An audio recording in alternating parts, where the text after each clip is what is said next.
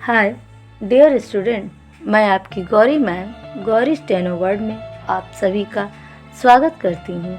मैं इस प्लेटफॉर्म पर हिंदी इंग्लिश डिक्टेशन की स्पीड प्रैक्टिस क्रमवार तरीके से करा रही हूँ, जो आपके सभी स्टेनो एग्ज़ाम के लिए बहुत ही महत्वपूर्ण है। तो आइए अब डिक्टेशन स्टार्ट करते हैं। Magazine exercise 19 start.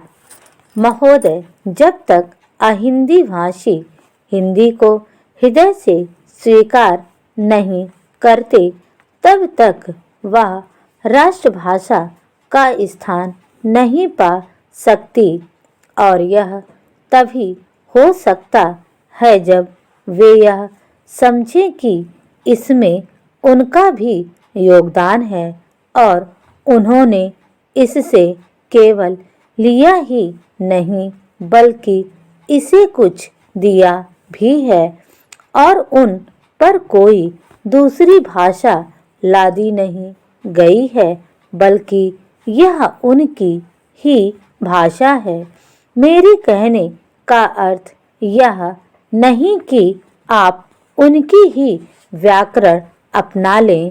इसका अर्थ यही है कि आप उदारता पूर्वक जितना ले सकते हैं ले लें।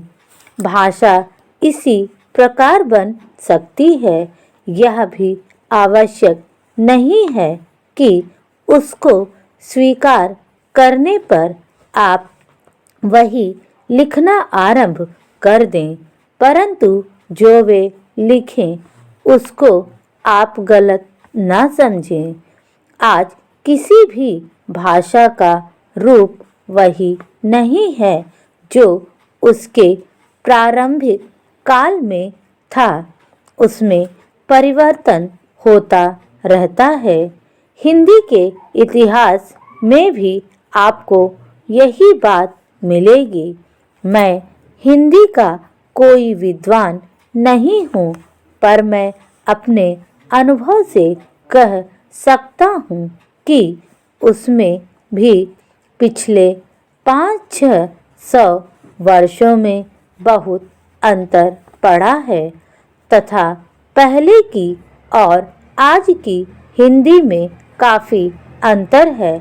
इसलिए नवयुग में जब वह देश की भाषा बनने जा रही है तो उसमें थोड़ा अंतर करना भी पड़े तो वह स्वीकार कर लेना चाहिए, जिससे उसका अन्य प्रदेशों के लोगों के साथ मेल बैठ जाए।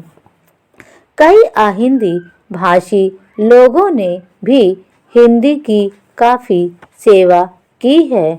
आपके राज्यपाल महोदय अहिंदी भाषी हैं और इन्होंने अपनी भाषा की बड़ी सेवा की है।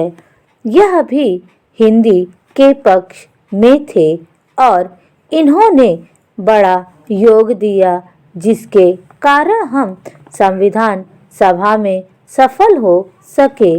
इनका भी यही विचार है जो मेरा है। मैं चाहता हूँ कि इनको भी हिंदी की सेवा करने का अवसर दिया जाना चाहिए। उसका फल हिंदी के लिए और देश के लिए अच्छा ही होगा। मानपत्र में आपने संस्कृत के संबंध में कहा है। मैं मानता हूँ कि हमारे देश में संस्कृत का अध्ययन आवश्यक है, क्योंकि देश की सभी भाषाओं का स्रोत वही भाषा है। संस्कृत से हमारा संबंध अटूट है। इसकी पढ़ाई लिखाई कम हो गई है। यह हमारे दुख की बात है। मैं आशा करता हूँ कि इसकी उन्नति होगी। स्टॉप।